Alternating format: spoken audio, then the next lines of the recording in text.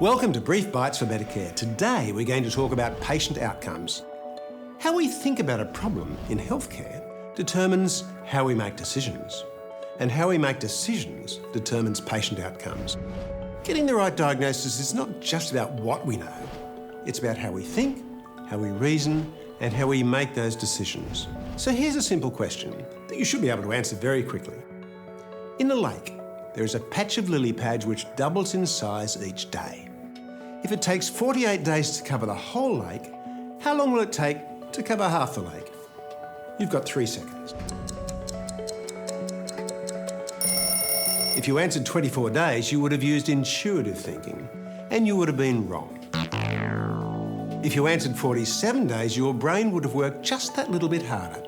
You would have quickly thought through the problem using analytical thinking, and your answer would be correct.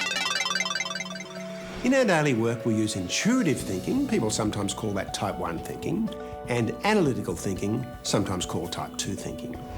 Intuitive thinking is fast, it's automatic, it doesn't take much effort.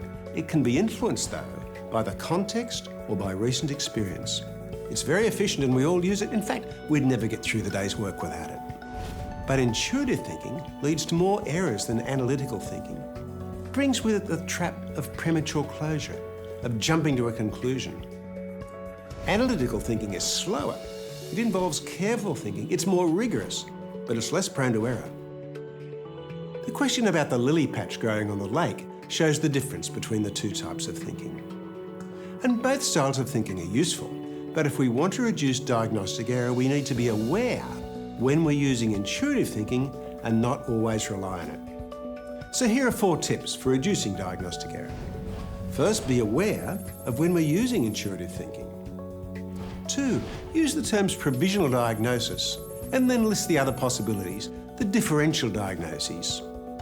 3, don't ignore a fact when it doesn't fit with your diagnosis. And 4, always ask, what else could it be? That will help reduce error.